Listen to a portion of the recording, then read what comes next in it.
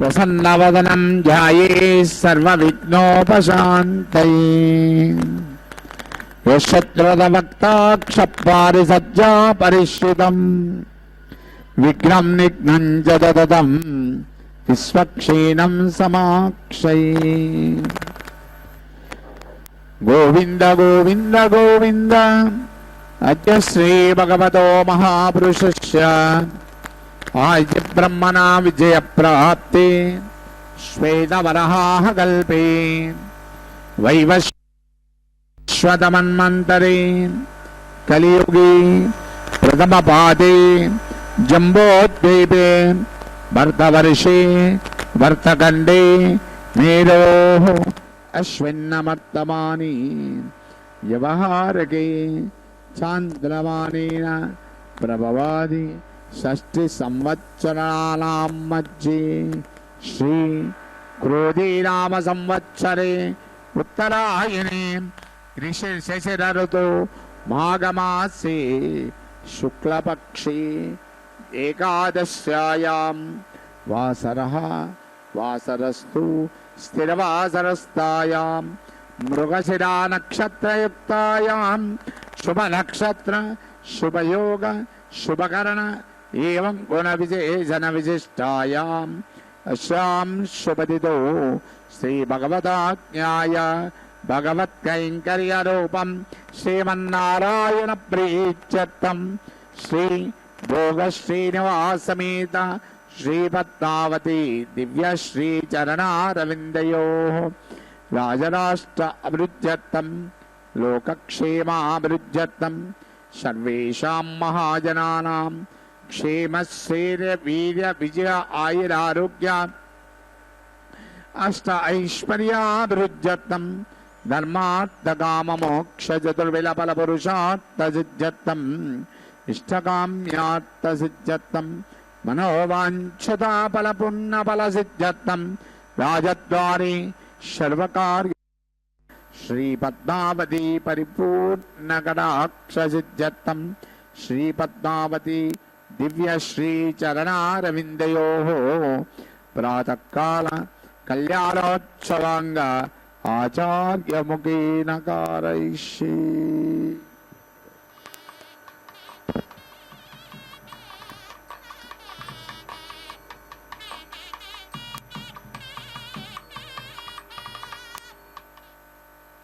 ओम श्री महालक्ष्मी नमः। या देवी सर्वभूतेषु लक्ष्मी रूपिणे समस्थिता நமஸ்தசை நமஸ்தசை நமஸ்தசை நமோ நமः.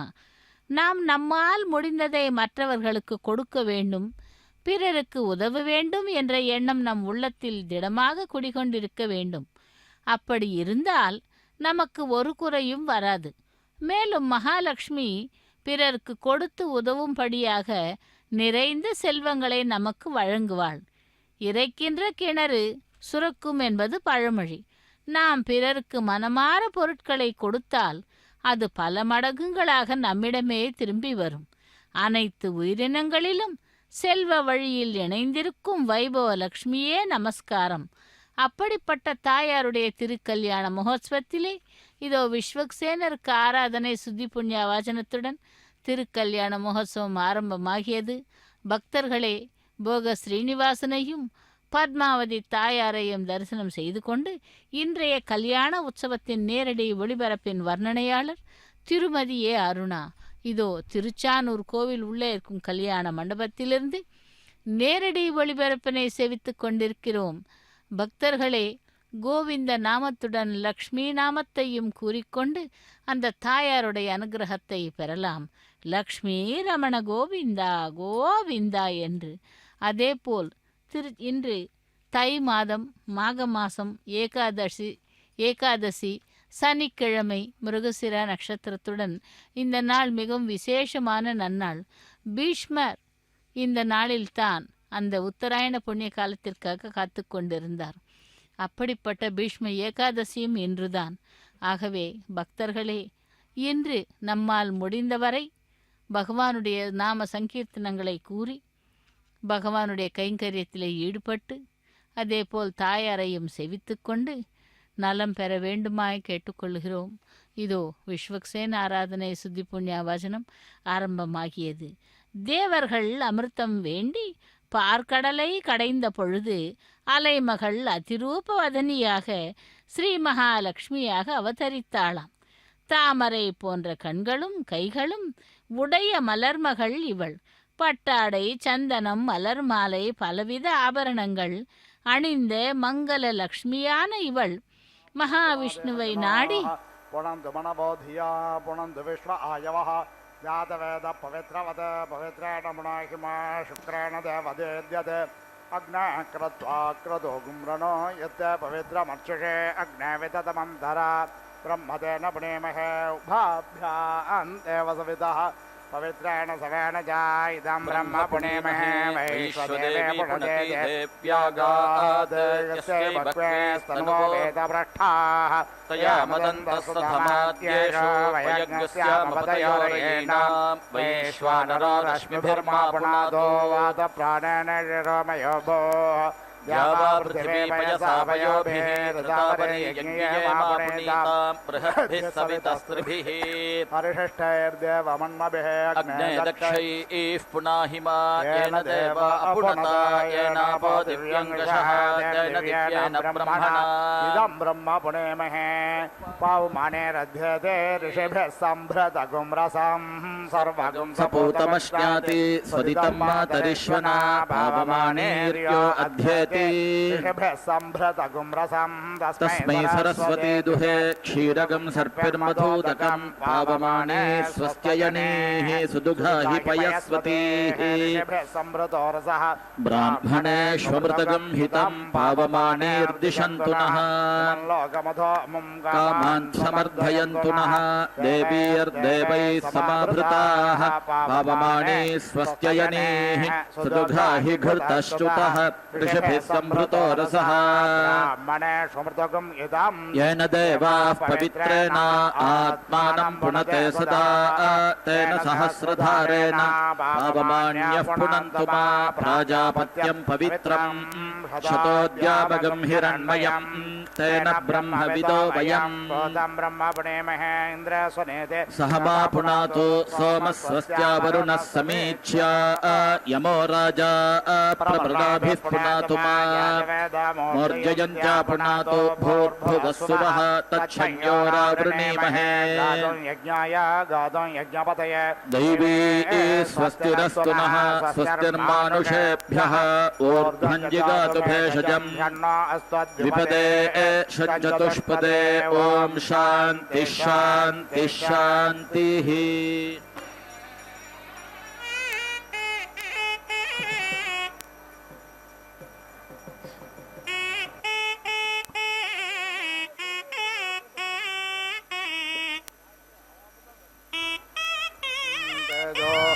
शुक्रमृतमायुष्पायुर्मे पाहि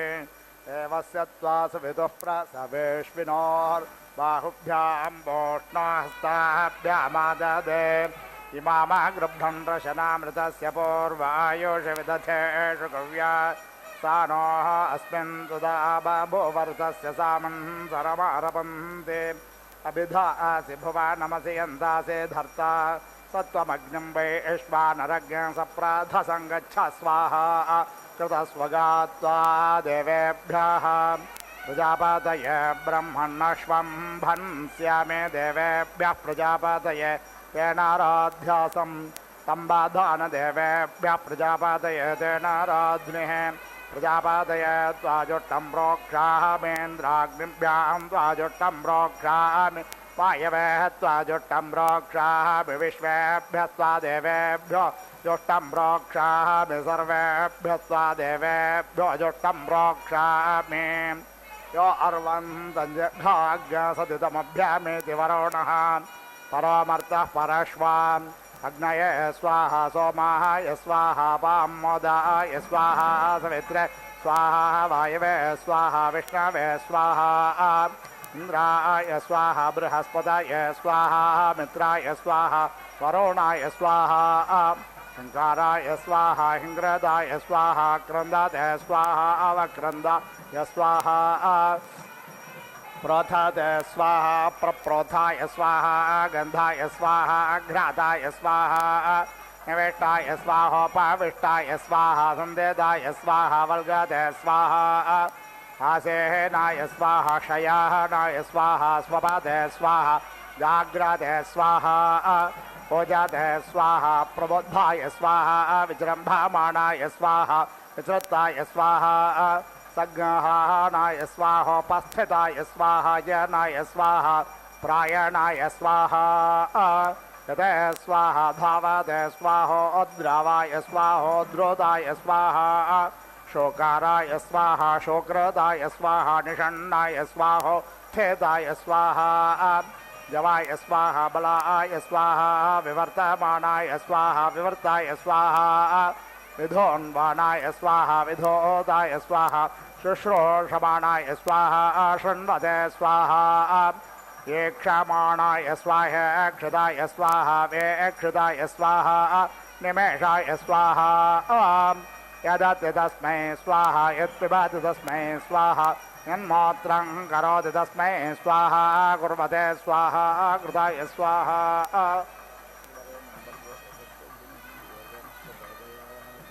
हिरण्यपाणिमूतये सवितारमुपह्वये सचेत्ता देवता पदं देवस्य चेततो महेन्द्रसा विदुर्हवामहे सोमादिज्ञ सत्यराधसम् सोष्टोदिज्ञ सोमदेवृधो रादिज्ञ सावितुरे महे प्रदेवाय मदेविदे रादिज्ञ सत्पादिं महे सावितारमुपह्वये आसवं देववेदये देवस्य सवितुर्मतिमाः सवं विश्वदेव्यं धिया भगं मनामहे अग्निज्ञस्तोमेन बोधय समिधानो अमर्त्यं हव्या देवेषु नो दधत् सह हव्यवालमर्त्य उषिग्धूतश्च नो हितः अग्निर्धिया समृण्वते तन्त्वा घृतस्नये महे चित्राभाणो स्वर्विदम् देवां आवेदये वः अग्निन्दूतं पुरोदधे हव्यवाहमुपब्रुवे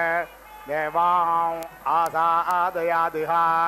अजे जनो हि पावमानसौर्यं विधारे शक्मानापयाः गोजेरयारगृहमानः पुरन्ध्या विभोर्मात्रा प्रभो पित्राश्वासयोस्यत्योऽसि मयो स्यर्वासि सप्तेरसि वाज्यासि वृषासि नृमणासि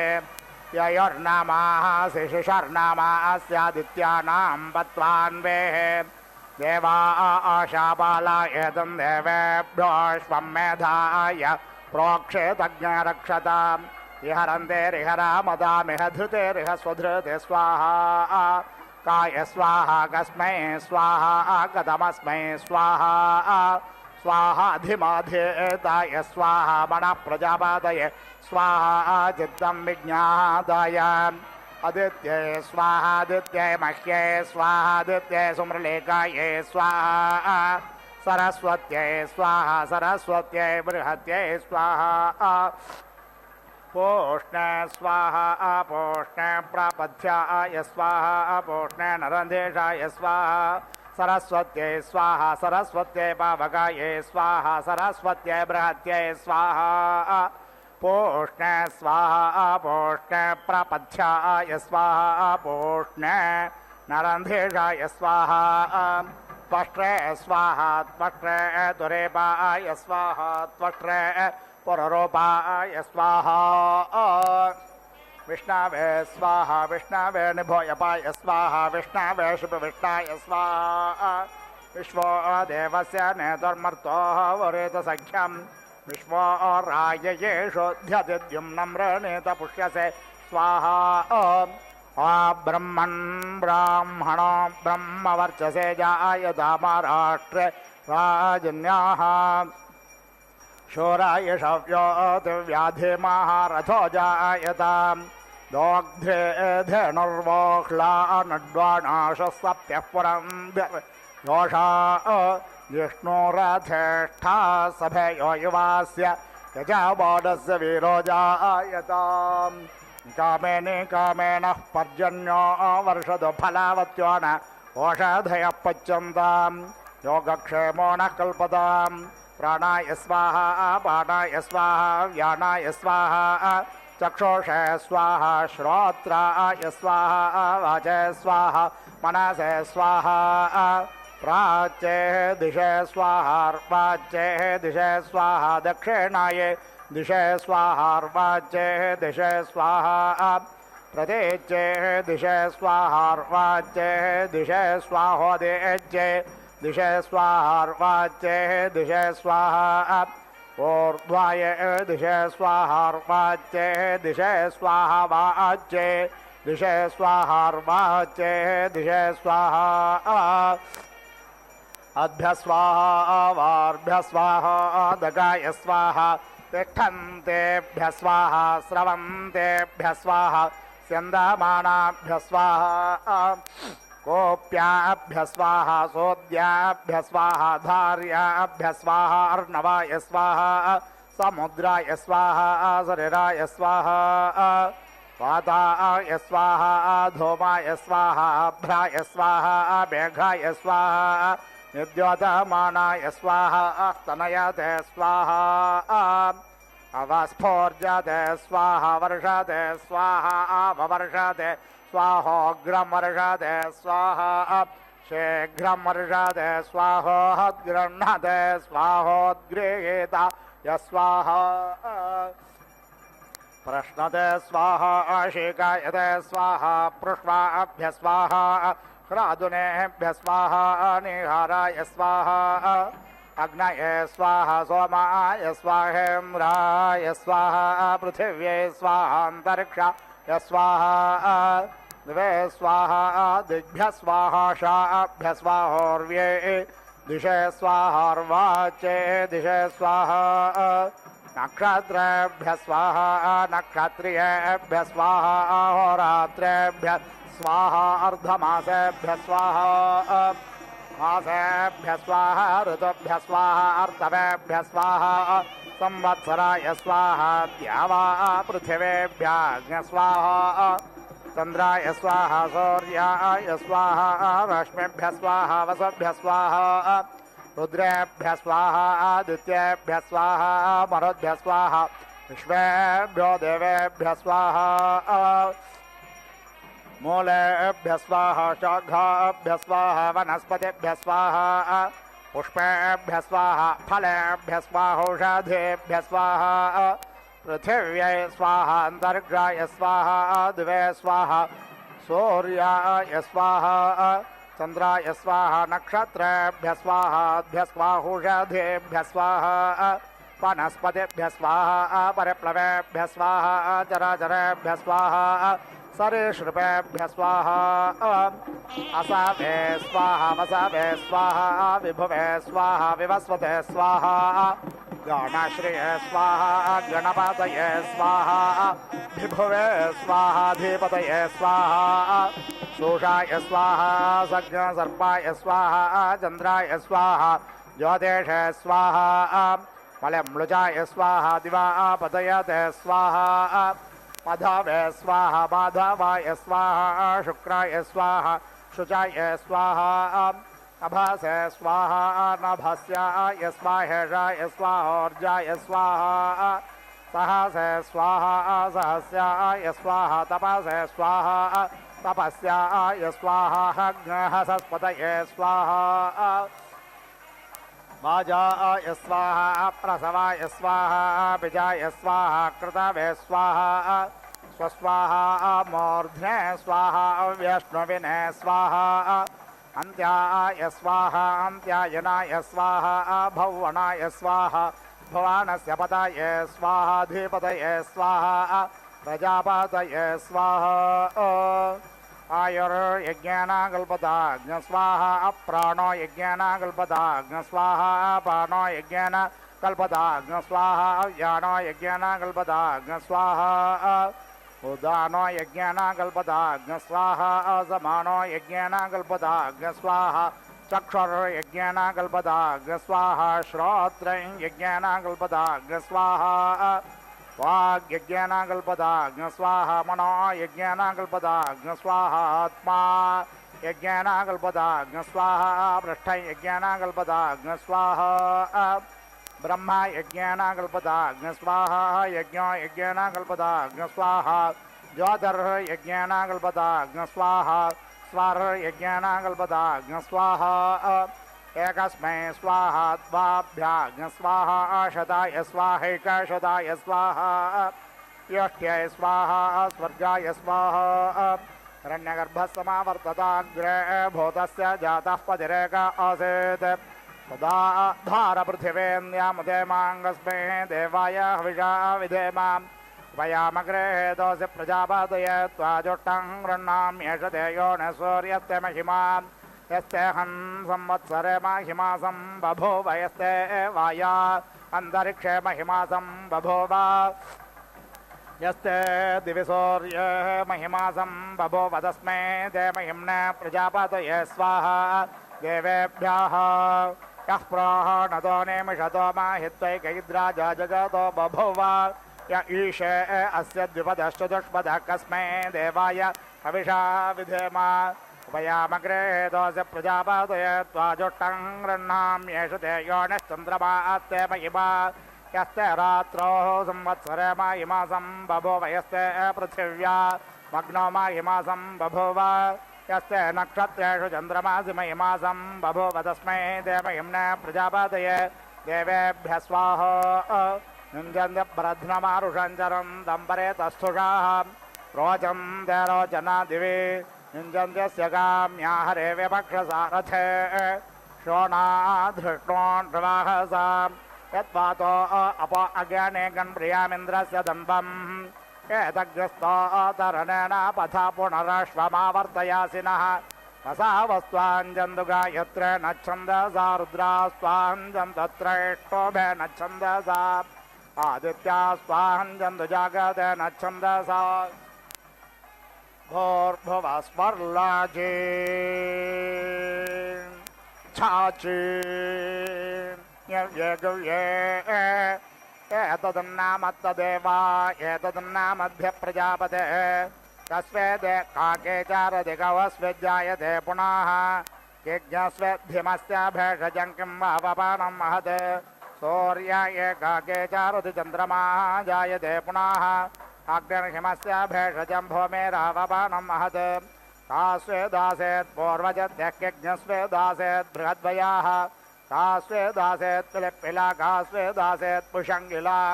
यौरा आसेत् पूर्वजित्यरश्वा आसेत् बृहद्वयाः अवेरासेत् पिलिप्पिला रात्रेरासेत् पुषङ्गिला वायुष्वा पचतैरावत्वसेदग्रे वश्चागेः न्यग्रोधश्च मसेषल्मलिर्वृद्ध्या एषस्य राज्योरुषा पद्भ्यश्चतुर्भिरेदगन् ब्रह्मा कृष्णश्च नवदनमोऽग्नये सज्ञशीतो रश्मिनारथः सज्ञशीतो रश्मिनाहयाः सज्ञशीतो अप्स्वप्सुजा ब्रह्मा सोमा पुरोगवः स्वयं वा जिज्ञस्तन्वं कल्पयस्व स्वयं यजस्व स्वयं जोषस्व महिमा तेऽन्येन न सन्नाशे न वा ओ एतं रेयसे नरेष्यसि देवां निदेश्य पथिभिः सुगेभिः यत्रासते सुकृतो यत्र ते युस्तत्र त्वादेवः सविता दधातु अग्नः पशुरासेत्तेनाः यजन्तसलोकमजयद्यस्मिन्नग्निः तते लोको भविष्यति सञ्जेष्यसि बिभैता अपः वायुः पशुरासेत्तेनाः यजन्तसलोकमजयद्यस्मिन् वायुः तते लोको भविष्यति सञ्जेष्यसि बिभैता अपः सूर्यः पशुरासेत्तेनाः यजन्तसलोकमजयद्यस्मिन् सूर्याः तते लोको भविष्यति सञ्जेष्यसि बिभैता अपः प्राणाय स्वाहा पानाय स्वाहा व्यानाय स्वाहा अम्बे अम्बिकेऽम्बालिके नमः नयति कश्चन ससत्यश्वकस्वभद्रकाङ्गाम्बिलवासिने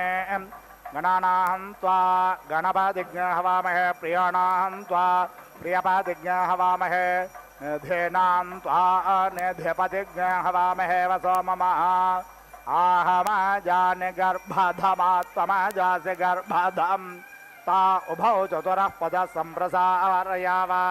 स्वर्गे लोके प्रोर्वाथामृषा वाजी हेतो धारेतो दधातु उत्सग्ध्या अवागुदब्धे समञ्चिञ्चारया वृषन् यस्त्रेणाञ्जेव भोजनः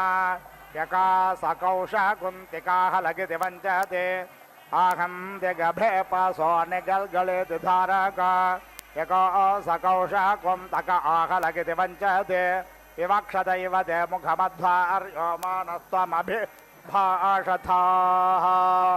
माता च ते पिता च ते ग्रं वृक्षस्य क्रीलतः विवक्षत इव ते मुखं ब्रह्मन्मा त्वं मादो बहो ऊर्ध्वा मे नामुच्छ्रापय गिरो भारग्हरन्निव अथास्यै मध्यमे धताग् शीते वादे पुनन्निव ऊर्ध्वमे नमुच्छ्रायतात् गिरो भारग्हरन्निव अथास्य मध्यमे जतो शीते वादे पुनन्निव यदस्या अग्निहुभेद्या अक्रुधोस्थोलमुपातसते मुष्का यदस्या एजतो गोषफेष कुला इव यद्देवा सोऽललामागं प्रवेष्टेमि नमावेशः सघ्नादे दृश्यते नारे सत्यस्याक्षिभुवो यथा यद्धारिणो यवमतिन पुष्टं पशुमन्यते रुद्राय दर्यजारानपोषाय धनायते यद्धारिणो यवमतिन पुष्टं बहुमन्यते शूद्रो यदर्याय जारो नपोषमनो मन्यते दधिक्रावो अकारिष ज्येष्ठोरश्वस्य वाजिनः स्वरभिनो मुखाकरत्प्रणो योऽग्नेशितारिषते गायत्रे तृष्टत्यगत्यनुष्टः पङ्क्त्या सह बृहत्तुष्णिः ककुप्सोचेभिः शम्यन्तु त्वा विपदायाश्च दुष्पदास्त्रिपदायाश्च षट्पदोः इच्छन्दायाः सच्छन्दा शोचेभिः शम्यन्तु त्वा महानाम्न्यो रेवत्यो विश्वा आशा प्रभोवरेः मैघैर्विद्युतो वाचः शोचेभिः शम्यन्तु त्वा नार्यस्ते पत्न्यो लोमविचिन्वन्तु मनीषया देवानां पत्न्यो दिशः शोचेभिः शम्यन्तु त्वा रजता हरेणे शेषा युजो युज्यन्ते कर्मभिः अश्वस्य वाजिनस्त्वचसि मा शम्यन्तु शम्यन्ते कुविदङ्गयवमन्तो यवञ्चिद्यथादान्त्यानुपूर्वं यो या इह एषान् कृणुहि भोजनानि य बर्हिषो नमा उक्तिर्न जग्मुः कस्त्वाच्छति कस्त्वा विषा अस्ति कस्य गात्रोः निशम्यते क ऊते शमिता कविः ऋतवस्तरुदुधा पर्वशमितारो विषा असतो संवत्सरस्य तेजसा शमेभिः सम्यन्तु त्वा अर्धमासाः परो अग्नेशिते मासा आच्छन्त शम्यन्तः अहोरात्राणि मरुतो विलिष्टज्ञसोदयन्तु ते देव्या अध्वर्यवस्पाच्छन्त विचशासत गात्राणि पर्वशस्ते शिमाः कृण्वन्तु शम्यन्ते द्योस्ते पृथिव्यन्तरिक्षं वायुश्छिद्रं प्रणोतु ते सूर्यस्ते नक्षत्रे सह लोकं कृणोतु साध्व्या शन्ते परेभ्यो गात्रेभ्यः शमस्तवरेभ्यः शमस्थभ्यो मज्जभ्यः शम्बस्तु तन्वैतवा कस्वेदे काके चारोदे गवस्वेज्जायते पुनः यज्ञस्वेद्धिमस्य भेषजं किं वावपानं महते सूर्याय काके चारोदे चन्द्रमा जायते पुनः अग्निर्हिमस्य भेषजं भौमेरावपानं महते यज्ञस्वेत्सूर्यसमञ्ज्योतिः किज्ञसमुद्रसमग्नसराः यज्ञस्वपृथिव्यै वर्षे यः कस्य मात्रा न विद्यते ब्रह्मसूर्यसमञ्ज्योतिर्द्योसमुद्रसमग्नसराः इन्द्रः पृथिव्यै वर्षे यान्वोस्तुमात्रा न विद्यते पृच्छामि त्वा चितये देवसखयदि त्वमत्र मनसा जगन्था येषु विष्णुस्त्रिषु पदेष्वेष्टस्तेषु विश्वं भुवनमाविवेश अभितेषु त्रिषु पदेष्वस्मि येषु विश्वं भुवनमाविवेश सद्यः पर्येमे पृथिवी मुदद्या मे केनाङ्गेन दिवो अस्य पृष्ठं येष्वन्तः पुरुष आविवेशकान्यन्तः पुरुषे अर्पेतानि एतद्ब्रह्मण्युपावल्हामसि त्वाकिज्ञस्मिन्नः प्रतिवोचास्यत्र पञ्चस्वन्तः पुरुष आविवेशतान्यन्तः पुरुषे अर्पेतानि एतत्त्वात्र प्रतिमन्वानो अस्मिन् मायया भवस्युत्तरो मत् का स्वेदासेत् पूर्वजत्यः किज्ञस्वेदासेत् बृहद्वयाः का स्वेदासेत् पिलिप्पिला का स्वेदासेत् पिशङ्गिला द्यौरासेत् पूर्वजत्यरश्वा आसेत् बृहद्वयाः अवीरासेत् पिलिप्पिला रात्रिरासेत् पिशङ्गिला काये मरे पिशङ्गिला काये कुरपिशङ्गिला कये मास्कन्दा मर्षति कयें पन्थां विसर्पते अजारे पिशङ्गिला श्वावित्कोरपिशङ्गिला शश आस्कन्दा मर्षत्यः पन्थां विसर्पते कत्यस्य विष्ठा कत्यक्षराणि कति होमास कति धासमिद्धः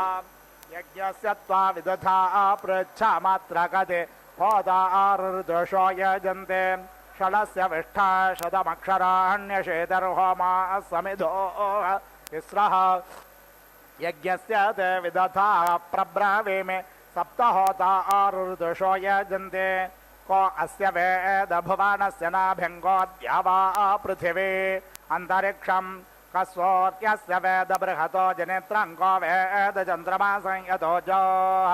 वेदाहमस्य भुवनस्य नाभिं वेदद्या वा पृथिवी अन्तरिक्षम् वेद सूर्यस्य बृहतो जनित्रमथो वेद चन्द्रमा संयतो जोः पृच्छामि त्वा परमन्तं पृथिव्याः पृच्छामि यत्र भुवनस्य नाभिः पृच्छामि त्वा वृष्णो अश्वस्य रेतः पृच्छामि वाचः परमं यो माम् इयं वेदः परो अन्तः पृथिव्या अयं यज्ञो भुवनस्य नाभिः अयज्ञ सोमो वृष्णो अश्वस्य रेतो ब्रह्मायं वाचः परमं यो माम् शुभो स्वयंभोः प्राथमोऽन्तर्माहत्यार्णवे तदेह गर्भा मृत्युयं यतो जातः प्रजापतिः होता यक्षत् प्रजापतिज्ञ सोमस्य महिम्नः जुषतां पिबतु सोमज्ञहोतर्यजां प्रजापतेन त्वदेतान्यन्यो विश्वा रूपाणि परिता बभूव यत्कामास्ते जुहमस्तन्नो अस्तु त्वयज्ञस्यामपतयोरयीणाम् ॐ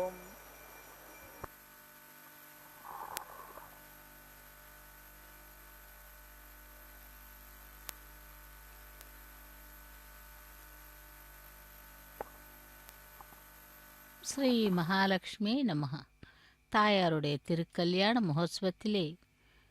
ரக்ஷாபந்தனம், அக்னி பிரதிஷ்டை ஹோமம், மகா சங்கல்பம் ஆகிய கைங்கரியங்களை சேவித்தோம். இதோ இப்பொழுது அக்னி பிரதிஷ்டை ஹோமத்தை செய்து கொண்டிருக்கிறார் அர்ச்சக சுவாமி.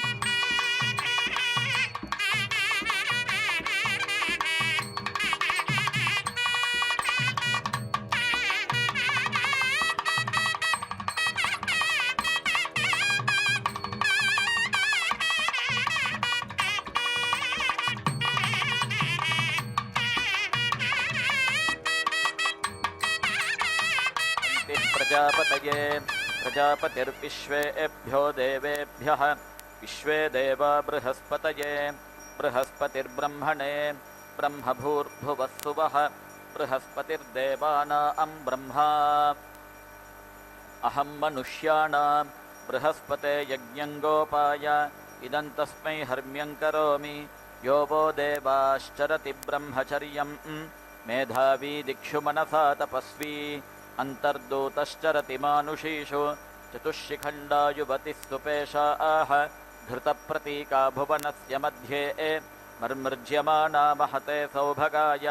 मह्यं धुक्ष्व यजमानाय कामान् भूमिर्भूत्वा महिमानं पुपोष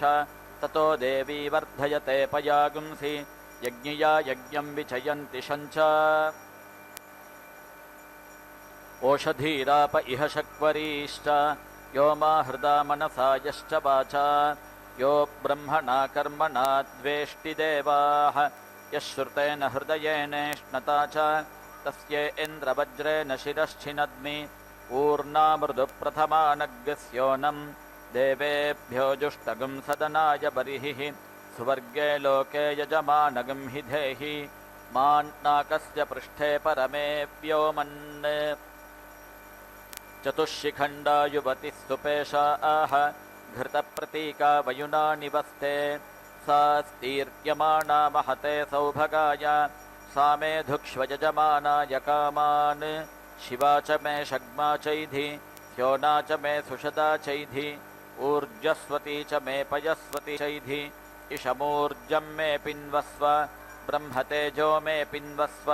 क्षत्रमोजो मे पिन्वस्व इषं पुष्टिं मे पिन्वस्व आयुरन्नाद्यं मे पिन्वस्व प्रजां पशून् मे पिन्वस्व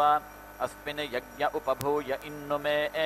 अविक्षोभाय परिधीन् दधामि धर्ता धरुणो धरीयान् अग्निर्द्वेषागंसि निरितोऽनुदातै विच्छिनत्मि विधृतेभ्यागं सपत्नान् जातान् भ्रातृव्यान् ये च जनिष्यमाणाः इषो यन्त्राभ्यां विधमाम्येनान् अहग्गस्वानामुत्तमोऽसानि देवाः इषो यन्त्रेऽनुदमाने अरातिं विश्वं पाप्मानममतिं दुर्मरायुं सीदन्ती देवी सुकृतस्य लोके धृती इस्थो विधृती स्वधृती प्राणान् मयि धारयतं प्रजां मयि धारयतं पशून् मयि धारयतम् अयं प्रस्तर उभयस्य धर्ता धर्ता प्रयाजानामुतानुयाजाना सदाधारसमिधो विश्वरूपाः तस्मिन् सृचो अध्यासादयामि आरोहपथो जुहुदे भयानान् यत्र ऋषयः प्रथमजाये पुराणाः हिरण्यपक्षा जिरासंभृताङ्गा वहासिमा सुकृतां यत्र लोकाः अवाहं बाध उपभृता सपत्नान् जातान् भ्रातृव्यान् ये च जनिष्यमाणाः दोहै यज्ञगं सुदुघामिव धेनुम् अहमुत्तरो भूयासम् अधरे मत्सपत्ना आह यो मा वाचा मनसा दुर्मरायुः हृदारातीयादभिदासदग्ने इदमस्य चित्तमधरन् ध्रुवाया आह अहमुत्तरो भूयासम् अधरे मत्सपत्ना आह ऋषभोऽसि शाक्वरः घृताचीनागुं सूनुः प्रियेण नाम्ना अप्रिये सदसि सीद स्यो नो मे सीद सुषदः पृथिव्याम् प्रथयि प्रजया पशुभिस्तु वर्गे लोके दिवि सीद पृथिव्यामन्तरिक्षे अहमुत्तरो भूयासम् अधरे मत्सपत्ना आह यज्ञस्थाली घृतस्य पूर्णा अच्छिन्नपया शतधार उत्सः मारुतेन शर्मणा दैव्येन यज्ञोऽसि सर्वतः श्रितः सर्वतो मां भूतं भविष्यच्छ्रयता शतं मे सन्त्वाशिषः सहस्रं मे सन्तु सूनृता आह इरावतीः पशुमतीः प्रजापतिरसि सर्वतः श्रितः सर्वतो मां भूतं भविष्यच्छ्रयता शतं मे सन्त्वाशिषः सहस्रं मे सन्तु सूनृता आह इरावतीः पशुमतीः इदमिन्द्रियममृतं वीर्यम् अनेनेन्द्राय पशवो चिकित्सन् तेन देवा अवतोपमा इहेष मूर्ध्यं यशः सह ओजः सनेयम् श्रुतं मयि श्रयता यत्पृथिवीमचरत्तत्प्रविष्टं येनासिञ्चद्बलमिन्द्रे प्रजापतिः इदं तच्छुक्रं मधुवाजिनीवत् येनोपरिष्टादधिनोन्महेन्द्रं दधिमान्धिनोतु अयं वेदः पृथिवीमन्वविन्दत्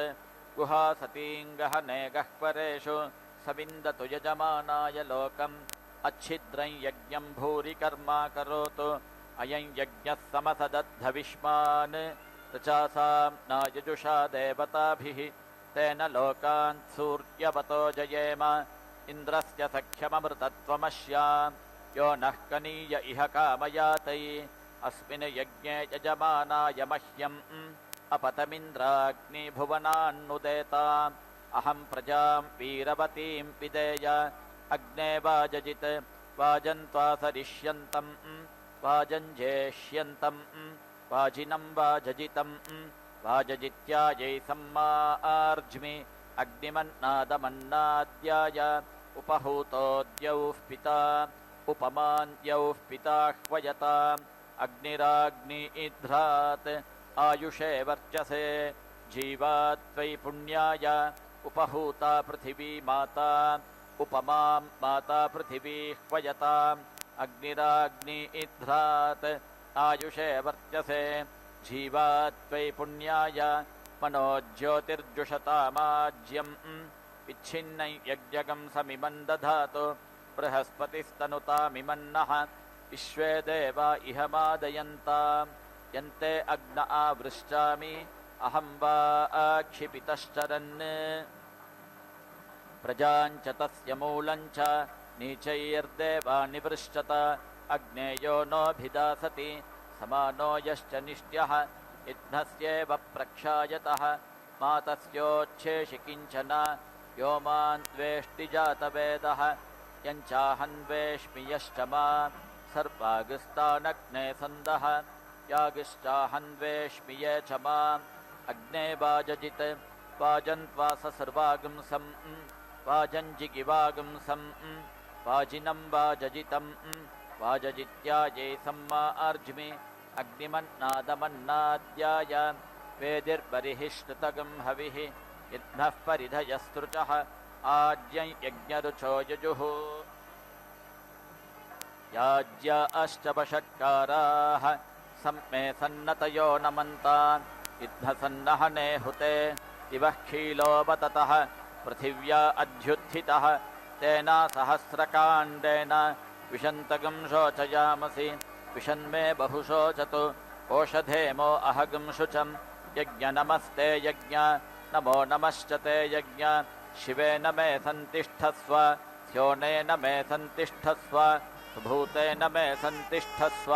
ब्रह्मवर्चसेन मे सन्तिष्ठस्व यज्ञस्यर्धिमनुसन्तिष्ठस्व उपते यज्ञ नमः उपते नमः उपते नमः त्रिष्फलीक्रियमाणानां योऽन्यङ्गो अवशिष्यते रक्षसां भागधेयम् आपस्तत्प्रवहतादितः उलूखले मुसले यच्चशूर्पे आशिष्टे सदृशदि यत्कपाले अवपृशो विपृशः संयजामि विश्वे देवा हविरिदञ्जुषन्ताम् यज्ञे या विपृशः सन्ति बह्वीः अग्नौ ताः सर्वाः स्विष्टाः सुहुता जुहोमि उद्यन्नद्यमित्रमहः सपत्ना अन्मे अनीनशः दिवैनान् विद्युता जहि निम्रोचन्नधरान् कृधि उद्यन्नद्य विनो भज पिता पुत्रेभ्यो यथा दीर्घायुत्वस्य हेशिषे तस्य नो देहि सूर्य उद्यन्नद्यमित्रमहः आरोहण्नुत्तरान् दिवम् हृद्रोगं मम सूर्य हरिमाणं च नाशय शुकेषु मे हरिमाणं रोपणाकासु दध्मसि अथो हारिद्रवेषु मे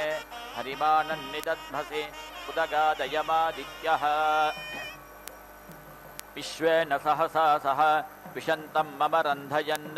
मो अहन्विषतो रथं यो नः शपादशपतः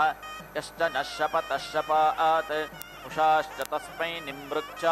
सर्वं पापगं समूहता यो नः सपत्नो योरनः मर्तोऽभिदासति देवाः इद्मस्येव प्रक्षायतः मातस्योच्छेषि किञ्चन अवसृष्टः परापत शरो ब्रह्मसगंशितः गच्छामित्रान् प्रविश मैषां कञ्चनोच्छिषः संज्ञानं विज्ञानं प्रज्ञानं जानदभिजानत् सङ्कल्पमानं प्रकल्पमानमुपकल्पमानमुपक्लुप्तं क्लुप्तं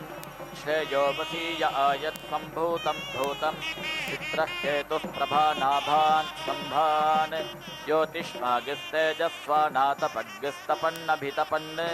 रोचनो रोचमानः शोभनः शोभमानः कल्याणः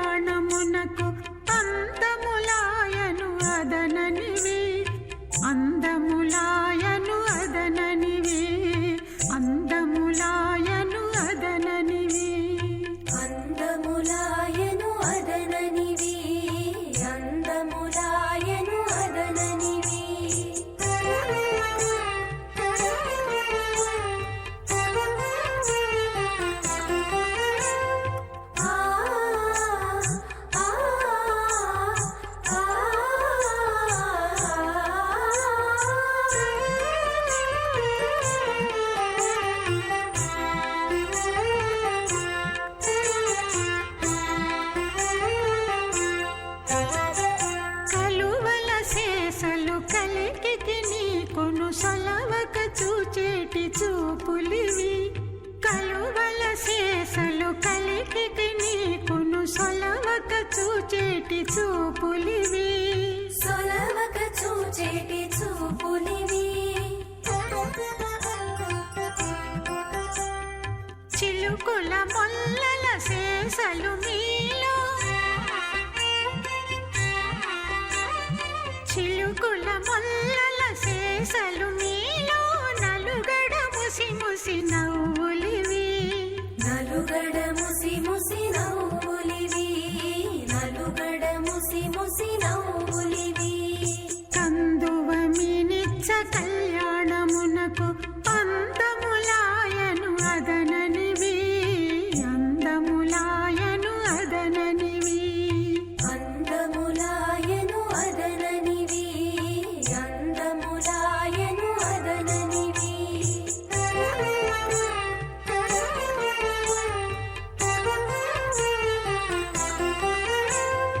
ఆ ఆ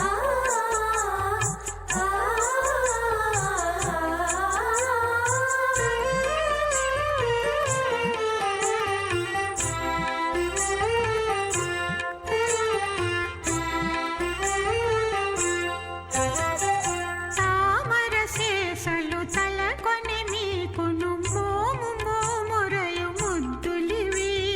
తామర శేషలు తలకొని మీకును మోము మోమురయు ముద్దులివి మోము మోమురయు ముద్దులివి సేమంతి శేషలు చెలియకు నీకును సేమంతి శేషలు చెలియకు నీకును చేమిరి గోళ్ళ చెనకులివి చేమిరి గోళ జనకులివి చేమిరి గోళ జనకులివి కందువ మీనిచ్చ కళ్యాణమునకు అందములాయను అదననివి నాగేదం పశ్య రమతిః పనిష్ఠా ఋతం వరిశిష్ఠం అమృతాయాన్యాహుః సూర్యో వరిష్ఠో అక్షభిర్విభాతి అనుద్యావా పృథివీ దేవపుత్రే దీక్షాసి తపసో యోనిః తపోసి బ్రహ్మణో యోనిః బ్రహ్మాసి క్షత్రస్య యోనిః క్షత్రమస్యుర్తస్య యోనిః ఋతమసి భూరారభే శ్రద్ధాం మనసా దీక్షాం తపసా విశ్వస్య భువనస్యాధిపత్నీం సర్వే కామా యజమానస్య సంతు వాతం ప్రాణం మనసాన్వారభామహే ప్రజాపతిం యో భువనస్య గోపాః स नो मृत्योस्त्रायतां पात्वगंहसः ज्योग्जीवाजरामशीमहि इन्द्रशाक्वरगायत्रीं प्रपद्ये तान्ते युनज्मि इन्द्रशाक्वरत्रिष्टुभं प्रपद्ये तान्ते युनज्मि इन्द्रशाक्वरजगतीं प्रपद्ये तान्ते युनज्मि इन्द्रशाक्वरानुष्टुभं प्रपद्ये तान्ते युनज्मि इन्द्रशाक्वरपङ्क्तिं प्रपद्ये तान्ते युनज्मि आहं दीक्षामरुहमृतस्य पत्नीं गायत्रेण छन्दसा ब्रह्मणा च सत्यमृते धायि ऋतं च मे सत्यं च भूतां ज्योतिरभूवगं सुवरगमं सुवर्गं लोकन्नाकस्य पृष्ठं ब्रह्मस्य विष्टपमगमम्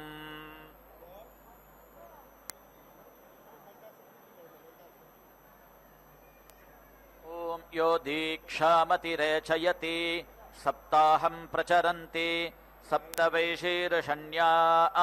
प्राणाः प्राणादीक्षा प्राणैरेव प्राणान् दीक्षामवरुन्धे पूर्णाहुतिमुत्तमाञ्जुहोति सर्वं वै पूर्णाहुतिः सर्वमेवाप्नोति अथो इयं वै पूर्णाहुतिः अस्यामेव प्रतितिष्ठति ॐ नारायणाय विद्महे वासुदेवाय धीमहि तन्नो विष्णुः प्रचोदयात् स्वाहा ॐ महादेव्यै च विद्महे विष्णुपत्न्यै च धीमहि तन्नो लक्ष्मीः प्रचोदयात् स्वाहा